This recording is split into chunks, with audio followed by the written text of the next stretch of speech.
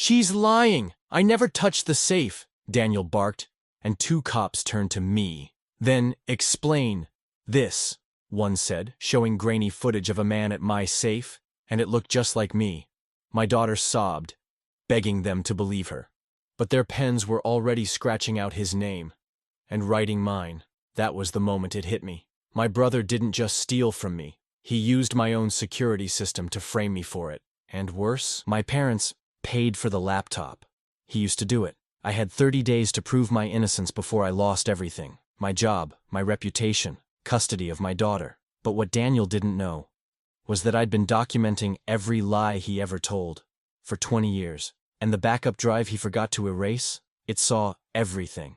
Now I just had to find it, before he did. My name is Mark Malloy, and I'm 45 years old. Each morning, I savor my coffee while my teenage daughter Emma's laughter drifts down from upstairs in our modest suburban home. My younger brother Daniel, our parents' golden child, has always skated through life on charm and shortcuts, leaving me to clean up his messes. My old army buddy Frank taught me to keep detailed records of every borrowed dollar and broken promise, a habit that served me well. Even at Sunday dinners, I catch Daniel's sideways glances at my organized office, my stable life, everything he gambled away. My fingers trace the spine of my logbook, filled with years of documented favors and debts. The weight of unspoken tension fills every family gathering now. Blood ties cut deepest when you turn your back. But let me start from the beginning. That evening started like any other. Emma sat at the dining room table, textbooks spread out like a paper fan, her pencil tapping that familiar rhythm against her teeth when she tackled geometry. The old grandfather clock in the hall kept its steady beat, marking another peaceful Tuesday in our home. You know those moments when everything feels so normal you could almost miss how perfect they are? I was just about to ask if she wanted hot chocolate, our little study break tradition, when our front door crashed open. 3 police officers burst in, flashlights cutting through our quiet like searchlights. Emma's pencil clattered to the floor. My heart stopped, then kicked into overdrive. "Police! Everyone stay where you are!" Emma shot up from her chair, pointing toward our family photo wall. Years of summer memories stared back at us. Cookouts, beach trips. Daniel's arm always draped around my shoulder, playing the devoted brother. "It was him!" she cried out. "My Uncle Daniel. He's the one you need to arrest." The lead officer, a broad-shouldered woman with steel-gray hair, turned to Emma. "Slow down, honey. Tell us what happened." "He broke into Dad's office safe," Emma said, her voice trembling. "I heard noises and went to check. When I caught him, he had stacks of cash in his hands." Her fingers twisted in the hem of her sweater, a nervous habit she'd had since kindergarten. "He told me. He said if I said anything, he'd make sure everyone knew what kind of man my dad really was." The way he said it, she shuddered. "Sir?" The officer turned to me. "The safe?" "6-digit code," I said, my mind already racing through the timeline. "I made my last withdrawal 3 days ago. $5,000 for Emma's college fund deposit. The safe's tucked behind my desk calendar. Only 3 people know the combination. Me, my wife before she passed, and, I swallowed hard, Daniel, for emergencies. Remember? Those moments when clarity hits like a punch to the gut? Standing there, watching the officers take notes and murmur into their radios, I could see every red flag I'd ignored. Daniel's recent questions about my banking habits, his casual mentions of Emma's college costs, the way he'd lingered in my office during Sunday dinner last week, asking about my new security system. "Would you show us the office, Mr. Malloy?" I led them down the hallway, my mind cataloging every receipt, every account statement that could prove the money was mine. The drawer where I kept Daniel's IOUs from over the years. 20 years in logistics had taught me to document everything, but something in the lead officer's expression changed as she touched her earpiece. "Mr. Malloy," she said, her tone shifting from professional to sharp, "we've just received footage from your home security system. Would you care to explain why you appear to be the aggressor in this situation?" "What?" The word came out hollow. She held up her phone. The grainy video showed my office, but the scene was all wrong. The figure at the safe, it looked like me, but the movements were off. The timestamp showed today's date. "That's not—" I started, but the words dried up as realization hit. Daniel hadn't just robbed me. He'd framed me, and somehow, he'd done it using my own security system against me. Emma stepped forward. "That's not what happened. I saw Uncle Daniel." "Ma'am," another officer cut in, "we'll need statements from both of you. And Mr. Malloy, I strongly suggest you stay in town while we investigate this matter." I stood there, watching my daughter's tears, seeing the doubt creep into the officer's eyes, and felt the floor dropping out from under my carefully built world. The grandfather clock kept ticking in the hall, counting down to something I wasn't ready to face. The sergeant's face glowed blue from her phone screen as she held it closer. This footage was automatically forwarded to our department 15 minutes ago. Care to explain what we're seeing here, Mr. Malloy? I squinted at the video. The figure, supposedly me, stood by the safe with shoulders squared, one hand raised in what could have been a threatening gesture. But something wasn't right. That angle's wrong, I said, pointing to the corner where my security camera was mounted. The view should be wider, showing more of the bookshelf. And that timestamp? I trailed off, my mind racing through the system specs I'd memorized during installation. Emma stepped closer, her voice barely above a whisper. When Uncle Daniel grabbed my wrist, we were behind the desk. The cameras wouldn't have seen that part. Her fingers rubbed absently at her sleeve, and my jaw clenched. The second officer, a younger guy with a closely trimmed beard, pulled out his notepad. So far, we have conflicting accounts of an alleged theft, possible tampering with security equipment, and a minor reporting physical contact. He clicked his pen, and I watched as he crossed out something at the top of the page. My stomach turned when I realized he was replacing Daniel's name with mine. "This will be an ongoing investigation," the sergeant said, tucking her phone away. The words hung in the air like smoke. "Given the nature of the allegations and the evidence we've received, I'll give you full access to my CCTV system," I cut in, keeping my voice steady despite the thunder in my chest. Years of military service had taught me how to breathe through crisis moments. The main unit's in the basement. Archives back up every night at 2 a.m. to a separate hard drive. You ever notice how silence has different flavors? This one tasted like copper and doubt. The sergeant exchanged looks with her colleagues before turning back to me. "Mr. Malloy, I need to be very clear about your situation. We're going to review everything. The footage, the safe's access logs, witness statements. If this turns out to be what your daughter claims, we'll handle it accordingly." She paused, making sure I caught her meaning. "However, if you can't produce evidence clearing your name within the next 30 days, the consequences could be severe." I knew what severe meant. My security clearance at work, my reputation in the community, the mortgage that kept Emma in the school district where she'd finally started to thrive after losing her mom. One domino could topple them all. "I understand," I said, though the words felt like gravel in my throat. "Dad?" Emma's voice cracked. She clutched her calculus textbook against her chest like a shield, and for a moment, she looked so much like her mother it hurt. "Everything's going to be fine, sweetheart." I kept my tone calm, the same one I'd used during thunderstorms when she was little, back when I could still protect her from everything. I walked the officers to the door, answering their final questions with mechanical precision. Yes, I'd come down to the station if they needed additional statements. No, I wouldn't leave town.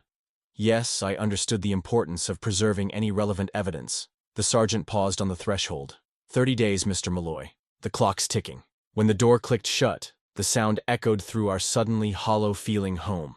I stood there, hand still on the doorknob, while Emma's textbook thudded to the floor behind me. 30 days. The number pulsed in my head like a countdown timer, each beat reminding me how quickly a careful life could unravel. I waited until Emma was settled in her room before making the call. My hands felt cold as I scrolled to Mom and Dad in my contacts. 3 rings, then my mother's voice, warm but guarded. "Mark, we were just talking about you." "Yeah, I bet you were." "Mom, I need to explain what happened tonight. Daniel already told." "Yes, everything," she cut in, that familiar protective tone creeping in. The same one she'd used when he'd wrecked Dad's car at 16, or when he'd borrowed their credit cards in his 20s. "He's very upset about how you reacted." My free hand curled into a fist. "How I reacted? He broke into my safe, threatened Emma. He says you snapped at him, Mark. That Emma misunderstood what was happening." Papers rustled in the background. Probably my father listening from his recliner, pretending to read the evening news. "Daniel's under a lot of stress lately. You know how these influences can affect him. Remember playing cards as a kid? That moment when you realize someone stacked the deck against you? That's how my stomach felt right then." "Mom, the police were here. They have doctored footage.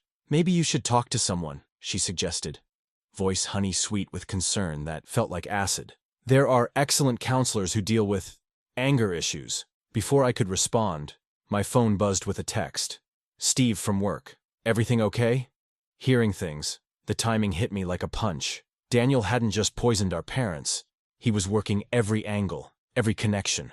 You don't spend 20 years in logistics without learning how information flows. This was too coordinated, too precise to be coincidence. Mark, are you still there? I have to go, I said, ending the call before she could feed me more of Daniel's lies. I stood in my kitchen, watching my reflection in the dark window while my phone kept lighting up with messages. Each buzz felt like another brick in the wall Daniel was building around me. A soft sound from the doorway made me turn. Emma stood there in her oversized mathlete's sweatshirt, hugging herself like she used to do during thunderstorms. Dad? Hey, sweetheart. Thought you were getting ready for bed. I can't sleep. She came closer, phone clutched in her hand. Some kids at school. They're already talking. Someone made this stupid meme about, her voice cracked, about how you threaten people at home. They're saying you're dangerous. Christ. I wanted to grab my keys, drive straight to Daniel's place and, no, that's exactly what he'd want. Me losing control, proving his narrative right. Instead, I pulled Emma into a hug, feeling her shoulders shake. Listen to me. I'm going to fix this. All of it. When she finally went back upstairs, I sat at my desk and started making lists. System logs from the CCTV unit. Access times for the safe. Router records that would show when and where the footage was uploaded. Every digital footprint had to be documented before Daniel could corrupt or delete them. You know what they don't tell you about betrayal? It's not the big moments that gut you. It's the small ones. Setting multiple alarms because you can't trust yourself to sleep. Stacking folders beside your laptop like ammunition. Looking at your own front door and remembering the sound of that pen scratching out one name and writing another. I labeled the last folder and checked my watch. 11:42 p.m. 6 hours until dawn. 6 hours to gather every scrap of proof I could find, assuming the logs still existed. My daughter's future was worth a sleepless night. I pulled up the first set of security credentials and started typing. The cursor blinked at me like a countdown timer. Each flash another second ticking away from my 30 days. Daniel might have had years to perfect his act with our parents, but I had something he didn't. The truth was still out there in ones and zeros, waiting to be found, and I was going to find every last bite of it. The numbers on my laptop screen blurred together as I worked through the night. 3:47 a.m., and I was deep in router logs, cross-referencing IP addresses against access times. You'd think after 20 years in logistics, paperwork would be second nature, but when it's your life on the line, every detail feels like it might be the one that saves or sinks you. I'd set up 3 monitors on my desk, one for logs, one for CCTV feeds, and one for documenting everything I found. The house was dead quiet, except for my keyboard and the occasional creak of settling wood. Funny how familiar sounds turn strange at that hour, like your home's trying to tell you something. The safe's keypad showed subtle wear patterns, heavier use on certain numbers that matched my code, not whatever Daniel might have tried. I photographed the scuff marks from different angles, marking timestamps and positions in a spreadsheet that would make my old supply chain bosses proud. Every file I pulled, I logged its hash value, a digital fingerprint that would prove if anyone tampered with it later. A new USB drive sat ready for the archive dump. Had to be fresh, clean, no chance of cross-contamination or questioned providence. You learn these things in the Army, even in logistics. Document everything, assume nothing, and never trust a single copy. Around 5:30, I heard Emma stirring upstairs. Poor kid probably hadn't slept much better than I had. I took a break to brew her favorite hazelnut coffee, the one that reminded her of weekend breakfasts before all this started. "How bad is it?" she asked when I brought it up, already dressed for school and looking too grown up with worry. "I'm working on it," I said, sitting on the edge of her bed. "But I need you to trust me on something. At school today, only answer what teachers ask," she finished.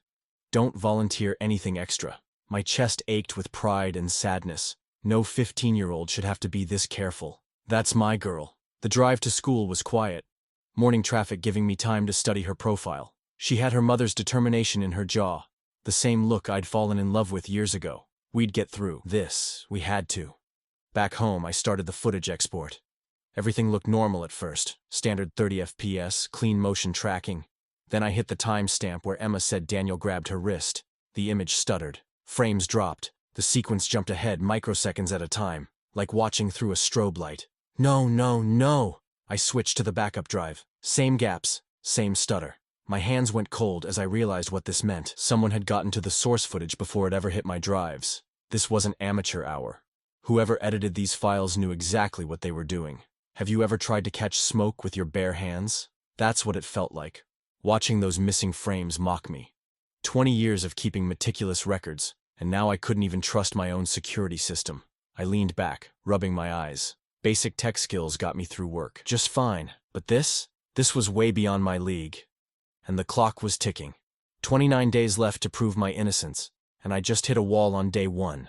My phone sat on the desk, address book open to Frank's name. Hadn't called him in what, 3 years? 4? Last time was probably that VA hospital fundraiser. Frank had gotten out of the service same time I did, but he'd gone into cybersecurity instead of logistics. Always said I was crazy, to trust paper trails more than digital ones. Pride's a funny thing.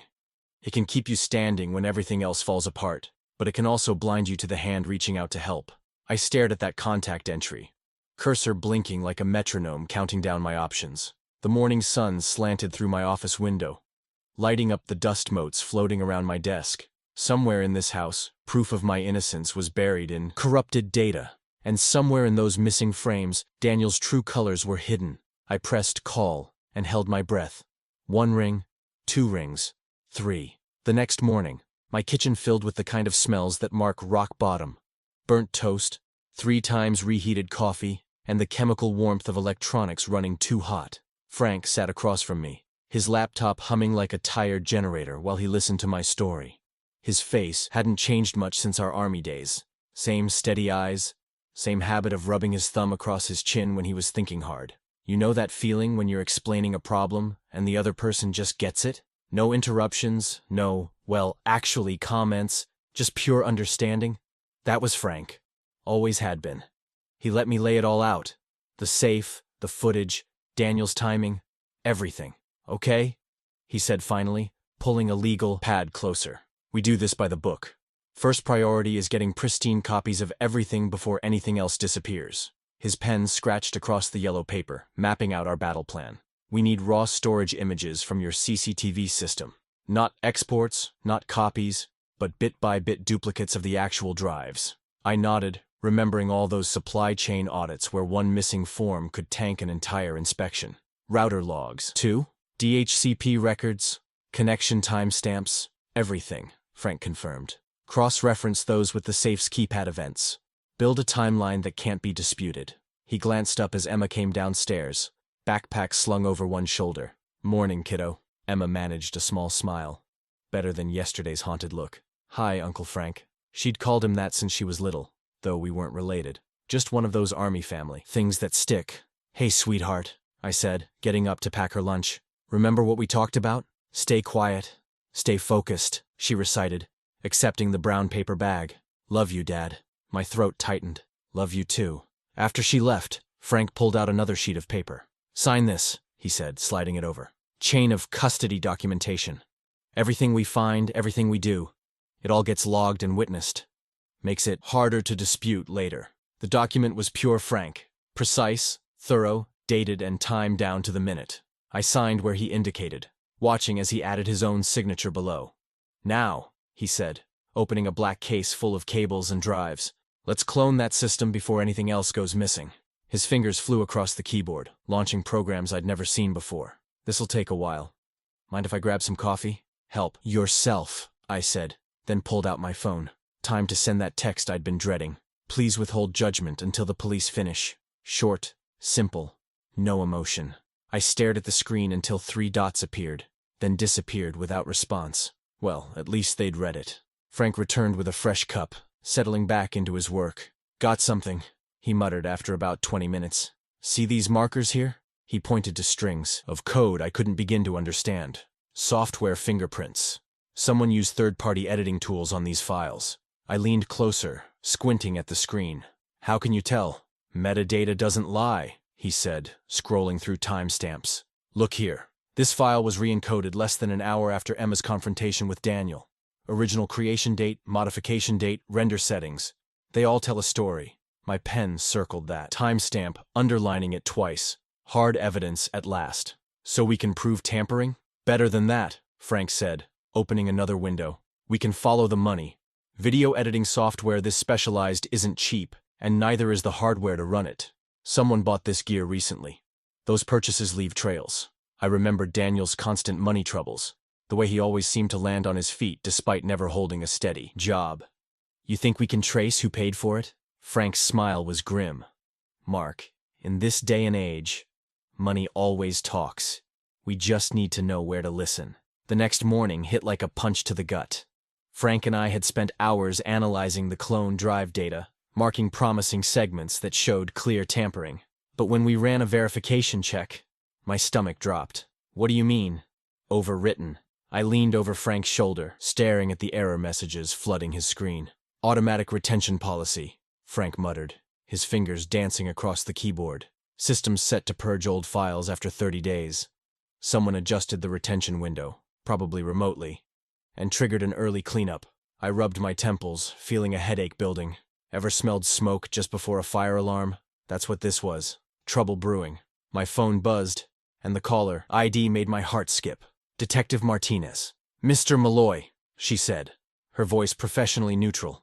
Just confirming our timeline. You have 15 days remaining to provide exculpatory evidence. 15 days. Half our time. Gone like morning dew. Understood, Detective. We're compiling documentation now. We'll need it all. Timestamps, access logs, any security footage you can verify. Yes, ma'am. My voice stayed steady, but my free hand clenched into a fist. After hanging up, I watched Frank methodically backing up what survived. Remember those old war movies where they're racing to save crucial intel before the enemy breaks through? That's what it felt like. Desperately preserving whatever scraps we could. Here, I said, sliding my laptop over. I'm drafting a timeline for Martinez. My fingers hovered over the keyboard. Theft at approximately 1900 hours. Emma's confrontation with Daniel at 1915. Police called at 1945. First footage export at 2030. The doorbell rang. Mrs. Peterson from next door stood there, still in her gardening clothes. Mark, I've been meaning to tell you. My doorbell camera caught Daniel coming in that evening. Around 7, I think. Hope surged through me like an electric current. Mrs. Peterson, that could be exactly what we need. Could you? Oh, let me check right now. She said, pulling out her phone. Though my son-in-law helped clean up my cloud storage yesterday. Said I was running out of space. My heart sank. 3 hours later, the text arrived. Mark, I'm so sorry. That clip didn't save right after the cleanup. Something about corrupt files? I showed Frank the message. See the pattern? Every time we get close, evidence just vanishes. And it always traces back to someone helping or cleaning up or fixing something. Daniel's got reach, Frank agreed, his expression grim. And he's moving fast. My phone pinged again. This time, it was a work email. Someone had posted anonymously on our company's internal message board about concerns regarding my anger management issues. The thread already had 12 responses. You ever watch dominoes fall? The first one's almost beautiful, but then you realize they're all going down, one after another. Unstoppable. I opened another browser tab. Found myself staring at my resume. 15 years of perfect performance reviews, client testimonials, team leadership awards. All of it could vanish under a cloud of whispers and worried glances. The laptop screen blurred. I closed it slowly, carefully, like it might shatter at any wrong move. A small hand settled on my shoulder. Emma, home from school already. When had it gotten that late? Dad? Her voice was soft, worried. You okay? I covered her hand with mine, trying to smile. Just a rough day, sweetheart. She squeezed my shoulder. We'll figure it out, right? Frank cleared his throat. Mark, we need to talk strategy. If evidence keeps disappearing, I looked at the timeline I'd drafted, at the gaps where proof should be. How many leads can vanish before the truth does too? The silence that followed felt heavier than any answer could have been. That evening, I drove to my parents' house, a manila folder of timelines and logs tucked under my arm. The porch light cast the same warm glow it had since I was 12, back when I'd sprint up those steps with report cards full of A's. Now each step felt like climbing a mountain. I heard voices before I knocked. One of them unmistakably Daniel's. Smooth as honey and twice as sticky. My stomach clenched. Of course, he'd be here. He always did know how to work a room. Mom opened the door, her smile tight. Mark, we were just talking about you. I'm sure you were. I kept my voice level, stepping into the foyer where family photos tracked our lives in frozen moments. There was Daniel and me at his college graduation, his arms slung around my shoulders. The frame seemed to mock me now. Dad sat in his usual armchair in the den, while Daniel perched on the couch edge, leaning forward with an expression of practiced concern. The room smelled of Mom's chamomile tea and Dad's pipe tobacco, scents that usually meant home, but tonight just made me queasy. I was just telling Mom and Dad about that summer at Camp Oak Ridge, Daniel said, his voice dripping with false worry. Remember, when you made Tommy Matthews eat dirt because he took your compass? That's not what happened. I stayed standing, refusing the offered seat. Tommy stole equipment from 3 cabins. I reported him to the counselors. See? Daniel spread his hands. Always so rigid. So controlling. Even then, the den was transforming into a courtroom, with Daniel playing both prosecutor and star witness. Every childhood memory he dredged up got twisted. My responsibility became obsession. Discipline turned to cruelty. Protection morphed into paranoia. Remember how he'd lock his bedroom door? Daniel asked our parents. All those charts and lists, the way he'd interrogate Emma's friends when they came over? Mom wrung her hands. You have been under a lot of stress lately, Mark. I brought Emma's statement. I pulled out the timeline, my hands steady despite the anger burning in my chest. Her words, her handwriting. She saw Daniel at the safe. He threatened her. She's confused, Daniel cut in, smoothly. Probably scared by your reaction when you found the safe open. My daughter, I said carefully, each word measured, is not confused. She's honest, direct, and brave enough to stand up when she sees wrong. Dad wouldn't meet my eyes. Children sometimes misinterpret things. The hollow quiet that followed hurt worse than any shout. I looked at the family photos again. Holidays, birthdays, graduations, all those moments when blood meant trust, when sharing a name meant having each other's backs. I won't raise my voice, I said finally. I won't give you that satisfaction. But remember who Emma is. Straight A's, volunteer work, never a single lie. Her word should be enough for this family. I left before they could respond. The timeline still clutched in my hand. The drive home felt longer than usual. Streetlights blurring past like judgmental eyes. Emma was at her desk. When I walked in, her laptop open but her shoulders shaking. I knew before I saw her face that she'd been crying. They won't stop, she whispered, turning the screen so I could see. Social media posts, memes, each one more vicious than the last. My face photoshopped onto movie villains. Comments about toxic dads and control freaks. I shut the laptop gently. Their words can't touch who we really are. Frank was still at our kitchen table, surrounded by paper trails and bank statements. Found something while you were out, he said, pushing a credit card statement toward me. I scanned the charges from the week of the incident. Video capture card. External drive. Editing software license. My finger stopped at one entry. Media Pro Solutions? They're a specialty supplier, Frank nodded. Known for custom laptop builds, the kind used for heavy video editing.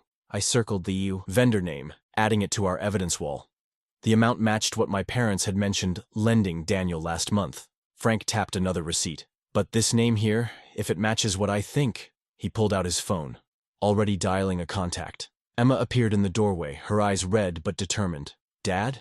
Whatever it takes, right? I looked at my daughter, then at the evidence wall growing piece by piece. Whatever it takes to protect your future, even if my name takes hits along the way. Frank hung up, his expression intent. Mark, you're gonna want to hear this. The laptop wasn't just any laptop, Frank said, spreading out the paperwork.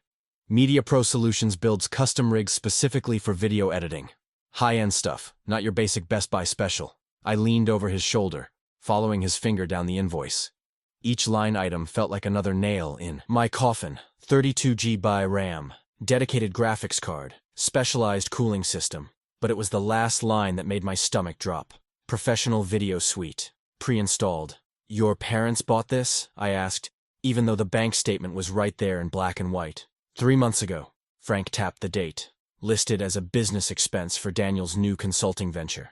The kitchen suddenly felt too small, too close. My coffee had gone cold, but I sipped it anyway, needing something to do with my hands. You know that moment when a puzzle piece clicks and you finally see the whole ugly picture? That's what was happening in my head.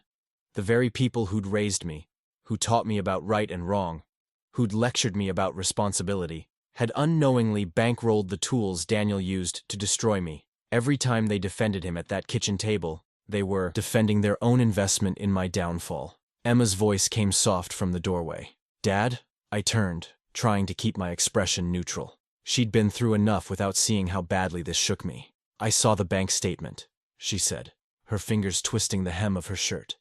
Does this mean Grandpa and Grandma helped him hurt us? The question hung there like smoke, impossible to wave away. How do you explain to your child that sometimes people can cause harm without meaning to? That love can blind us until we're complicit in someone else's crimes? It's complicated, sweetheart, I managed. Frank gathered the papers quietly, stacking them with deliberate care. The clock on the wall ticked loud in the silence, another minute gone from our shrinking deadline. I could picture Mom and Dad's faces if I showed them these receipts. The shock, the denial, then that awful moment of recognition. Would it change anything? Or would they just find another way to excuse Daniel, to paint me as the aggressor twisting evidence to hurt my brother? My chest felt tight, like someone was sitting on it. All those years of family dinners, holiday gatherings, trying to keep the peace while Daniel pushed and pushed. They'd built a story around him. The misunderstood son, the creative spirit too big for rules. That narrative was stronger than facts, stronger maybe even than their granddaughter's tears. The kitchen light buzzed overhead, casting shadows that made everything look worn and tired. Or maybe that was just me. Frank closed the spreadsheet, the screen going dark. Maybe, I heard myself say, it would hurt less to just let it go. Move somewhere new. Start over. The words tasted like defeat. But God, I was tired. Tired of fighting the golden child. Tired of watching my daughter suffer. Tired of trying to prove what should have been obvious to people who'd known me my whole life. Emma stepped closer, her hand finding my shoulder. Funny how kids end up comforting their parents sometimes. We could, she said, but then he wins. And the next time he needs money or gets in trouble, or wants something that belongs to someone else, she didn't finish. She didn't have to. The weight of what Daniel had done, not just to me, but to all of us, settled in the room like old dust. Frank reopened the laptop, the screen painting his face in pale blue. There's something else in these records, he said, something I think you need to see. I woke up to that gray light just before sunrise, when the world feels like it's holding its breath. My neck was stiff from dozing in the kitchen chair, and the house had that too quiet feeling that makes parents' hearts skip. Emma's door was cracked open, just enough to see her bed empty. For a second, panic shot through me until I heard the soft click of a mug in the kitchen. That's my girl, I thought. Always up early when things got rough, just like her old man. Frank was sprawled in my armchair, snoring softly with the laptop still glowing on the coffee table. The screensaver bounced around, showing fragments of last night's work. Spreadsheets, timestamps, account numbers. His last words before I dozed off echoed in my head. You don't just protect your name here, Mark. You protect her future. You ever notice how the right words at the right time can flip a switch in your head? Standing there in the pre-dawn quiet, watching my daughter move through her morning routine like nothing was wrong, something clicked. I'd been playing defense, scrambling to save what I had. But that's not how you win a war against someone like Daniel. I grabbed my notepad and started mapping it out. Daniel was smart, sure. But he had one weakness that never changed. Pride. He couldn't resist showing off, proving he was cleverer than everyone else. That kind of arrogance leaves traces. Frank, I called softly. He snorted awake, rubbing his face. I need your help with something. I laid it out while Emma brought us coffee. God bless that kid. Daniel had to move money around to buy editing equipment, right? And probably grease some palms to make evidence disappear? Frank nodded, already typing. He'd need separate accounts. Something clean, untraceable to him directly. But he's lazy with passwords, I said. Always has been. Used to joke about it at family dinners. How he kept everything simple so he wouldn't forget. Emma set down our mugs. Like the time he used my birthday for his phone lock? Backward? Exactly. I squeezed her shoulder. He thinks he's too smart to get caught, so he cuts corners. Frank's fingers flew over the keyboard as we dove back into the CCTV system. Not the footage itself. Daniel had sanitized that too well. But the system indexes, the ghost trails of where data used to flow. Look at this. Frank pointed to a line of code. Your backup routine was sending mirrors somewhere. Network location, probably a NAS or cloud storage. I leaned in closer. Can we still reach it? If it's there and if we have valid credentials. He trailed off, already testing combinations. While he worked, I drafted an email to Detective Chen. Keep it professional, stick to facts. The laptop purchase, the software suite, the timing, all laid out clean and clear. No accusations against my parents. Just connect the dots and let them draw their own conclusions. Your brother's ego is working for us, Frank muttered. He used variations of his old username pattern on 3 different accounts. Sloppy. My hands steadied as I typed the last lines to Chen. Request permission to submit supplemental evidence regarding system access and data retention. Time-sensitive materials may be available. The sun was starting to peek through the blinds when Frank sat up straighter. A ping echoed from his laptop, that hollow electronic sound that usually meant nothing but right then felt like everything. "We've got a live share," he said. "Dormant but still there. Looks like he never cleaned up his old backup destination. Used the same credential pattern he's had since college." I felt Emma's hand slip into mine as we stared at the screen. Somewhere in that digital space, an unaltered copy of what really happened might be sitting, forgotten by a man too proud to double-check his tracks. "If there's a mirror still out there," I started. "Then the truth is waiting," Frank finished. "We just have to grab it before he realizes his mistake." Ever try to defuse a bomb? I did once, in the army. The key is keeping your hands steady and your mind focused on one wire at a time. That's exactly how it felt when Frank and I first accessed that dormant share. "Jesus. Look at the timestamp," Frank whispered, pointing to a compressed archive. "Created exactly 7 minutes before the doctored footage was exported." My heart was racing, but I forced myself to breathe slow and steady. You know that feeling when you're this close to something huge? When every muscle in your body wants to rush, but your brain knows better? "We do this by the book," I said, more to myself than Frank. "Hash verification first, then frame comparison." Emma hovered nearby as we worked, her textbook forgotten on the kitchen table. The morning light stretched across our makeshift command center. Laptops, notepads, and enough coffee cups to fuel a small office. "Running MD5 check now?" Frank muttered, his fingers dancing across the keyboard. "Original hash matches the system log from that night. This is your smoking gun, Mark." I watched the verification complete, then pulled up the raw footage. There it was, crystal clear, from the second angle Daniel thought he'd erased. My daughter confronting him at the safe. His grip on her wrist. The threat he whispered. Everything she'd told the police, validated in silent frames. The surge of vindication hit me like a shot of whiskey. Warm, powerful, dangerous if you let it take over. But I couldn't afford to get sloppy now. Not when we were this close. "We need a write-blocked copy," Frank said, already, pulling out a specialized drive. "And a clean one for Chen. Triple redundancy. Remember what I said about family gatherings? How you could feel the tension? This was different. This was the calm certainty of truth finally breaking through. I started mapping everything onto a single page while Frank handled the technical transfers. Purchase receipts, bank records, the laptop trail, all of it forming a clear line from my parents' account to Daniel's editing suite. Simple enough for any detective to follow. Emma brought us fresh coffee, her hands steadier than they'd been in days. "Is this really it, Dad? Will people know the truth?" "That's the plan, kiddo." I gave her shoulder a squeeze. "Not about getting even, just getting honest. You ever notice how the world seems to respond to big moments?" As I dialed the police station, storm clouds rolled in outside, darkening the kitchen window. Detective Chen's secretary put me through quickly. Guess my name had some priority now. "I have supplemental evidence ready," I told him, keeping my voice level, "complete with chain of custody documentation. Could we meet this afternoon?" He agreed to 2 o'clock.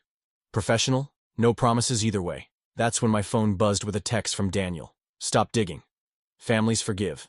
Jobs don't." I read it twice, feeling the old, familiar mix of anger and pity. Classic Daniel, trying to sound wise while making threats. But he didn't understand. This wasn't about him anymore. It wasn't even about me. Frank watched me pack the drives into a protective case. "You okay?" "Better than okay."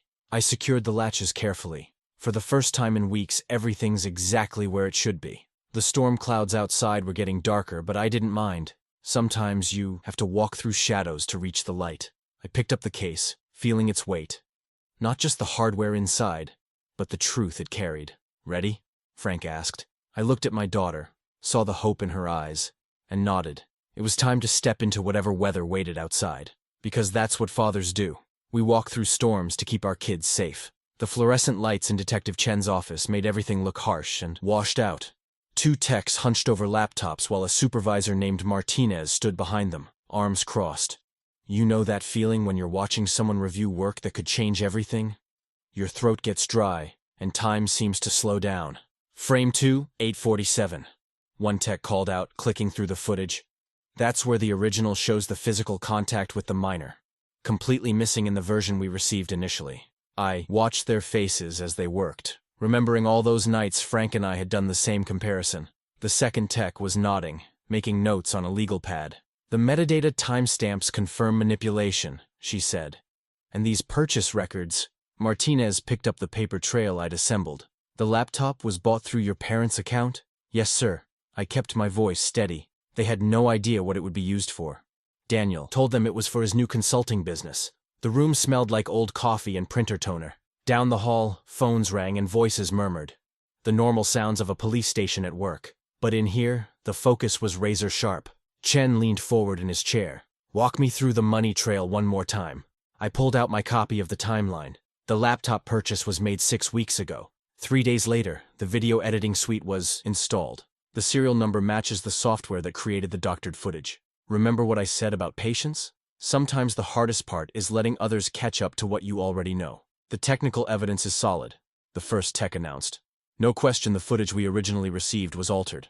The backup version shows clear criminal conduct. Martinez exchanged looks with Chen. This changes the entire complexion of the case. My phone buzzed in my pocket. Probably Emma checking in. I'd promised to text her updates, but this moment needed my full attention. Mr. Malloy, Chen's tone had shifted. We'll need a formal statement about the threats to your daughter. The technical evidence supports her account completely. I nodded, throat tight. Whatever you need. They took my statement, photographed the evidence files, and had me sign chain of custody forms. The whole process took almost 2 hours. By the time I walked out, my phone was vibrating steadily with messages. The parking lot was getting dark. I sat in my car and finally checked my notifications. 3 texts from Frank, 1 from a colleague, 2 from my parents. And there it was. A message from Emma. Dad? I called her right away. Hey, kiddo. Did they believe you? Her voice was small but hopeful. Before I could answer, my phone beeped with an incoming call from Chen. Hold on, sweetie. Let me take this. I switched lines, my heart racing. Detective? Mr. Malloy, I wanted you to hear this directly. We're filing charges, fraud and harassment. The department will release a statement first thing tomorrow morning. The relief hit me so hard I had to grip the steering wheel. Thank you. The evidence was clear. Get some rest, sir. I switched back to Emma. Come out to the backyard when I get home. I have news. 20 minutes later, we sat on the back steps together. The night wind was picking up, rustling through leaves and carrying away weeks of tension. Emma's cautious smile appeared as I told her about the charges. Really? She whispered. It's really over? I nodded. The kind of nod that says, almost, because some things take time to fully heal. Looking up at the stars, I thought about my parents. Tomorrow, they'd read the official statement. They'd see the proof laid out in black and white. Would it be enough to pierce through decades of making excuses for Daniel? Hard to say. The wind picked up again, and Emma leaned against my shoulder. Sometimes truth is like that wind. It moves through slowly, taking old leaves with it, making room for whatever grows next. The morning sun hit my face through the kitchen window as I scrolled through my phone. Headlines filled the screen, each one clearer than the last. Local man charged in evidence tampering scheme. Brothers plot exposed. False accusations revealed. Surveillance footage doctored in family betrayal case. You know that feeling when a weight you've carried so long suddenly lifts? It's like taking that first deep breath after being underwater. My coffee was still steaming when the text started rolling in. First from the Hendersons, next door, then Mrs. Patterson across the street, all forwarding links to the news stories. Each message carried a different version of, "We should have known better," or, "We're so sorry we doubted you." Emma came downstairs, her eyes bright. "Dad, Melissa just texted me. She saw the news and wants to know if I'm okay." "What did you tell her?" "That we're better than okay." She smiled, really smiled, for the first time in weeks. The landline rang, probably the only people who still use that number. I picked up, already knowing. "Mark?" Mom's voice was thick with tears. We just read everything." "I know, Mom." I kept my tone gentle, remembering Frank's advice about moments like this. "All this time," Dad cut in. His usual authority cracked and raw. "The laptop. We paid for him to—" "You couldn't have known," I said. Daniel made sure of that. They tried to apologize. Words tumbling over each other about blindness and golden children and years of enabling. I let them talk. Felt the grief in their voices settle into something harder. Understanding. "We'll make this right," Dad finally said, sounding older than I'd ever heard him. Just seeing it clearly. That's enough. After we hung up, I checked my work email. There it was, a brief note from HR. "In light of recent developments, all concerns have been thoroughly addressed. Your standing with the company remains exemplary." Frank called next. "Heard through the grapevine. Daniel's fancy friends are scattering like roaches. Those hidden accounts we found? His vendors are circling, demanding payment. Legal troubles are just the start. Good, I said, and meant it. The afternoon sun was warm on my back as I worked the shovel into the earth behind the porch. Emma watched from the steps, textbook forgotten, in her lap. The soil was rich and dark, turning easily under the blade. "Why an oak?" she asked, coming closer to peer into the hole I was digging. "Because they grow slow and strong," I said, wiping sweat from my forehead, "and their roots go deep." We unpacked the sapling together, its leaves still tender with spring. The root ball felt solid in my hands as I lowered it into place.